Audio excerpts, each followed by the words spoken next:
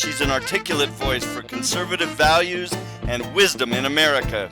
Sitting on her front porch, sharing common sense, here's Marnie. Hi, welcome back to Front Porch Sense, where we talk about common sense principles in America. Recently, I ran a poll on my Front Porch Sense Facebook page, which is predominantly followed by conservative Christians. Okay, so that's the audience that we're talking about here. And I did a poll to find out, I gave them 3 choices on what they'd like to see happen with the impeachment. Okay, so right now they're just doing their opening remarks, and I said, okay, A, would you like to see it just dismissed, no trial, nothing? This could be done by a motion to dismiss it because neither of the 2 impeachment articles really represent a crime. It's not a high crime misdemeanor, any of the things spelled out by the Constitution as impeachable. So it could be dismissed from the get-go. So I asked them would they rather see it dismissed, A, B, go ahead and go to trial with it and vote quickly, no more witnesses called, just get it over with a vote. Or C, let everybody call witnesses and, let's just get it all out in the air, both sides, and then vote. As I'm recording this right now, there's been 73 responses, okay? So that's not a hardcore scientific study. I mean, that's probably about 90% accurate, possibly. You have to have at least 60 people for it to be 85 to 90% accurate. So 73 people, and of that, 88% of them chose A, just dismiss it, get it over with.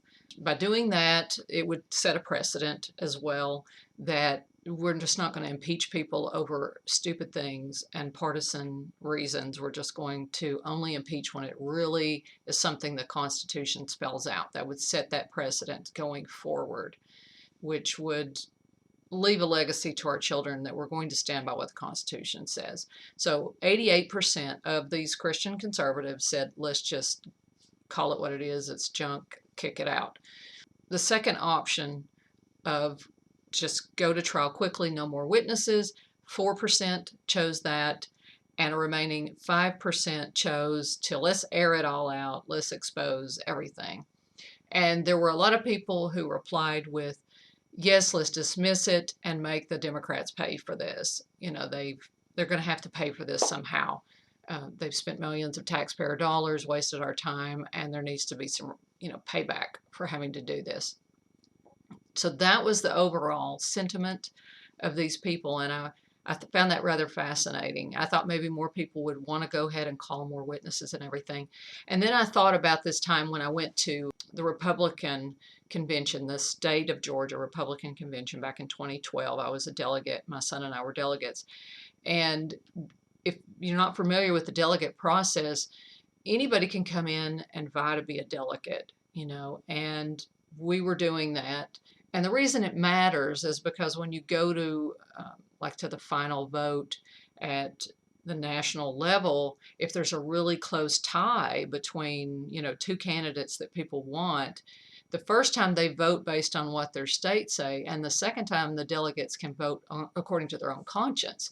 So they could change their vote to whatever they feel like they wanted to do. And I was a delegate who was for Ron Paul in 2012, and so we were using this kind of strategy of getting in there and trying to be delegates because we thought it was going to be close. It didn't end up being close. But anyway, at the convention itself, you vie to be delegates. Like they put up these names of these are the delegates and we have some open spots or whatever. And you could go up and present why you would make a good delegate. You had 2 minutes, each person who wanted to be one. And then everybody there would vote on who needs to be the delegate. We had done that at the local level, and that's how we got there, my son and I.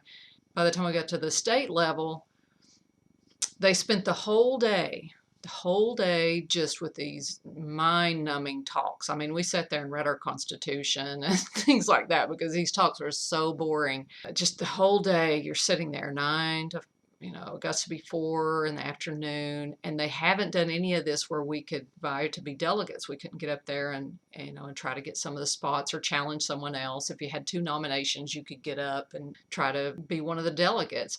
Well, they never did that, and they waited till like 4:30 in the afternoon, and they're like, we know you're tired. We want to be respectful of your time. And we just vote. Let's just vote to dismiss this whole vying for delegate things, and let's just go with the people out as they are listed on the board here. And by then, everybody's just so sick of it that we're like, yeah, whatever, okay, let the other people go. We don't care, and you just want to be done with it. And so I thought of that in terms of the impeachment. We've listened to Schiff for, I don't know, 24 solid hours, over the course of a few days, just say the same things over and over again, pull up the same video witnesses, all this other, not that we really listened to this, but those poor senators have had to listen to it.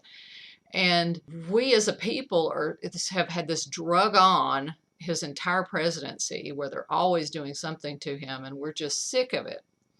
And so I'm wondering how much of that vote for the A option to just dismiss it is fueled by this, we're just sick of it. And I wonder if that's not a ploy of the Democrats, because I really don't think they want more witnesses. They don't have any witnesses. They don't have any proof of anything, but they don't want witnesses called because then their dirt is going to be brought up. And they don't want that to happen. Okay. And so by wearing us down, it's like the filibuster thing, wearing people down and getting them to the point where they're just, let's just dismiss this thing, or let's just vote with no witnesses and get rid of it. That's really what they want, I think. Even though they're saying they want witnesses, they want the Senate to just vote and no more witnesses and no more dredging up their dark side.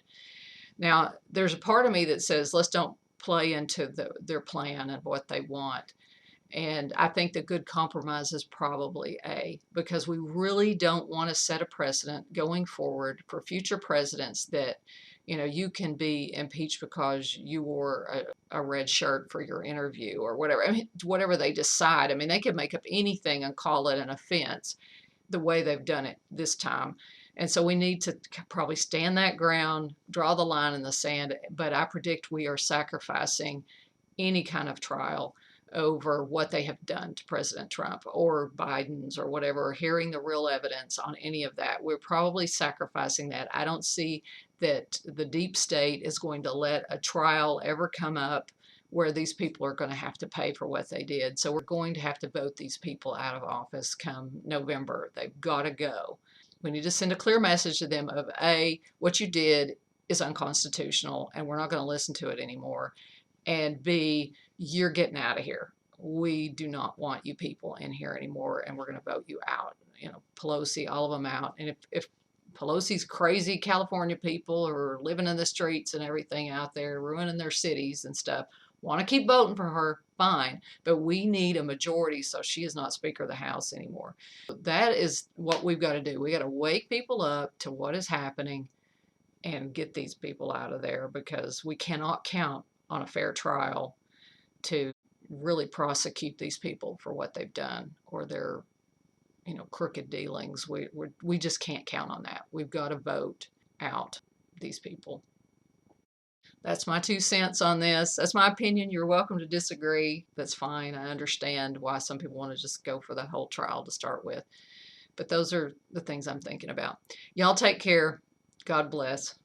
Bye-bye.